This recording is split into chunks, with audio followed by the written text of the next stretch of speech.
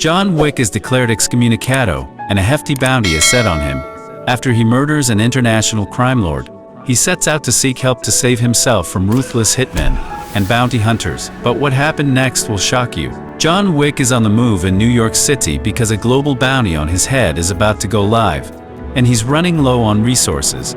He makes sure his dog is safe and heads to the New York Public Library, where he stashed an emergency kit containing a crucifix and a marker among some obscure books. But before his hour of grace is up, Andre, the towering giant, decides to get a head start for the sake of the $14 million bounty, before snapping his neck and heading over to a black market doctor to get his arteries stitched up. A team of Chinese assassins pursue him through the streets into a historical weapons museum, where John has moments to disassemble antique revolvers and rebuild them into a functional gun. After blowing one guy away, he smashes glass and throws fists, trading kidney punches for shots. Soon an Italian hit team slams into him with a car, forcing him to take refuge in a stable. Here, John gets creative, slapping horses into kicking enemies and riding one back onto the city streets.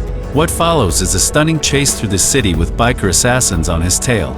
John proves himself a skilled rider, taking down enemies mid-gallop and sliding through the chaos to survive. His bounty has now increased to $15 million.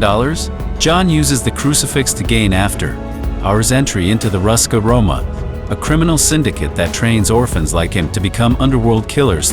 But it turns out the Belarusian crime family honors a one-time ticket, burning him out of their ranks permanently. John seeks passage to Casablanca. Meanwhile, an adjudicator from the high table arrives at the Continental, an unpleasant enforcer investigating the death of Santino D'Antonio on what should have been neutral ground. Since Winston gave John a head start, he's now under scrutiny and is soon to be replaced. She then visits the Bowery King for providing John with the gun to kill a high table member.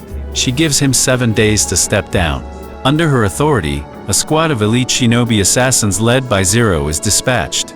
They slash their way into the Bowery network. They also infiltrate the ballet school, moving in and out of shadows. But because the Rusca Roma and the High Table have a unique understanding, they get off with a warning. In Casablanca, John is recognized and nearly met with hostility, but the manager of the Moroccan Continental grants him amnesty. Turns out she's an old acquaintance, Sophia, who once received a favor from John. John now calls in his marker. He wants to meet the elder, the one above the high table. Sophia reluctantly agrees. They visit Beretta, the oily manager of the local mint producing gold coins, but in exchange, he demands one of Sophia's dogs. When she refuses, he shoots the dog. Sophia snaps and turns the meeting into a bloodbath, limiting her revenge to leg shots. They fight their way out of a bazaar filled with Hashishans using flawless gunplay and combat-trained dog, and John handles his share of combat before Sophia drives him out into the desert. She parts ways with him after a final goodbye.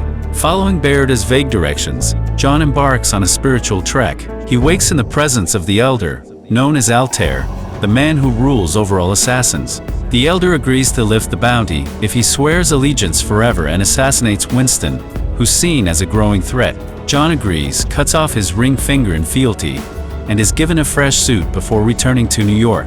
But assassins still try to kill him the moment he arrives. Thankfully, shadow-wielding ninjas working under Zero keep him alive, hoping to deliver him to their master. John meets with Winston upstairs, who offers him a choice: die a loyal servant, or survive a free man. Winston won't resign. John decides not to kill him. The adjudicator calls in reinforcements and deconsecrates the Continental, removing its neutral status. Zero and his students begin the assault. The High Table sends armored enforcers in a murder bus. The hotel staff fights bravely, but the enemy is equipped with full-body armor. John's usual headshots aren't enough. He and the concierge head back to the vault for armor-piercing weapons.